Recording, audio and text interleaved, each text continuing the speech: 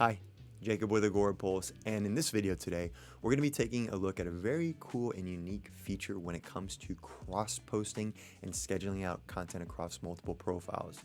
And that is the ability to either schedule all your content as a group or schedule all of that content as individual posts across that network. This is really going to have strong implications on your approval process and the workflows that you have when scheduling out content.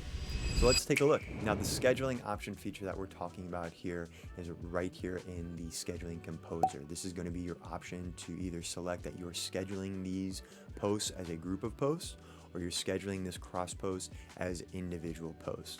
The main benefit of scheduling as a group is that these posts are all going to be in one big group. You can do large edits as a group. You can even do individual edits to these posts, but they will be maintained in one group. This is also beneficial when it comes to the approval process.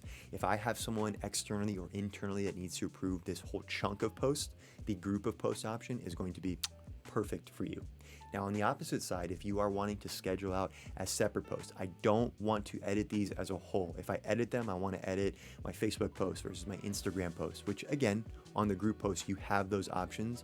The individual posts will not group these together. So if you click on one, which we'll look at, you will see these individually. This is going to be beneficial if you need to edit these very uniquely, or for anyone that needs to see these separately. If I have someone who's managing just Instagram posts internally or externally, I can then bulk assign all of that Instagram content directly to them, and they don't see any of the Facebook, LinkedIn, or Twitter content that we are cross-posting on.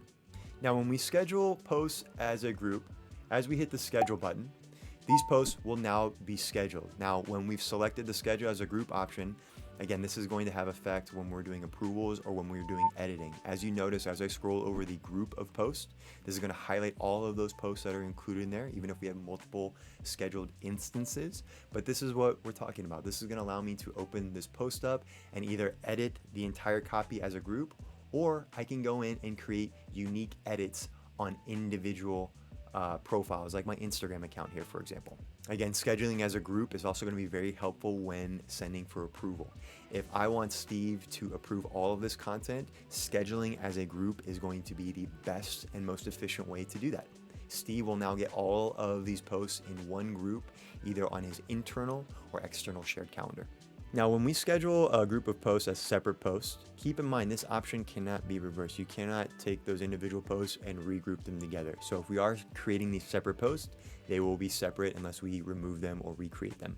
Now, when we schedule these posts as individual posts, you'll notice the difference from the group post versus the individual posts. These are all not highlighted at once, and when I click on one, I'm opening up the editing window for that specific profile. So I am no longer editing these as a whole. And again, we are no longer approving these as a group as well too. This is beneficial, again, in the instance that I need to have individuals internally or externally approve certain networks or certain types of content, but I, as the scheduler, want to schedule everything in bulk. Thanks so much for watching. To watch more or to learn more about our advanced publishing features, please visit our help center, our website, or start a direct chat with our team today. Bye.